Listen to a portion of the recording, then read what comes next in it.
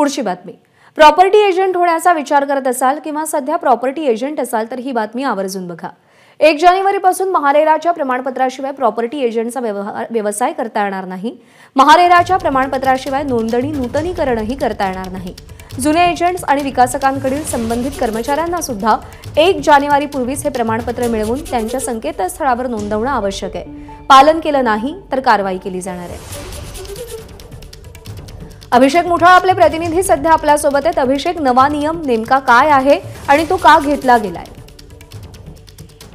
तज्ञ, आपल्याला माहिती आहे की जे महारेरा आणि या अगोदर देखील या संदर्भात नोंदणी असेल किंवा नूतनीकरण प्रशिक्षण घेऊन प्रमाणपत्र प्राप्त करणं बंधनकारक केलेलं होतं आणि यासाठी अनेकदा त्यांच्याकडनं मुदतवाढ देखील देण्यात आलेली होती. मात्र आता 1 जानेवारीपासून हे प्रमाणपत्र असल्याशिवाय नवीन एजंट म्हणून नोंदणी किंवा नूतनीकरण करण्याचा जो निर्णय आहे तो महारेराकडनं घेतला आहे आणि तसे आदेश देखील देण्यात आलेले आहेत.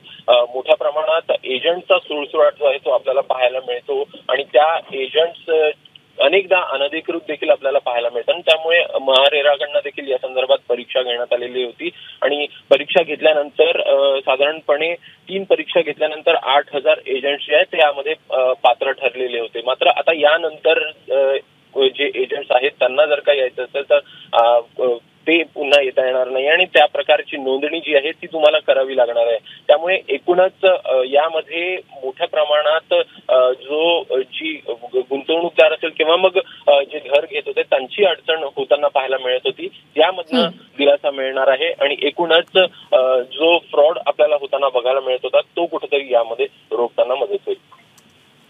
अभिषेक, धन्यवाद दिलेल्या माहितीसाठी. एबीपी माझा, उघडा डोळे बघा नीट.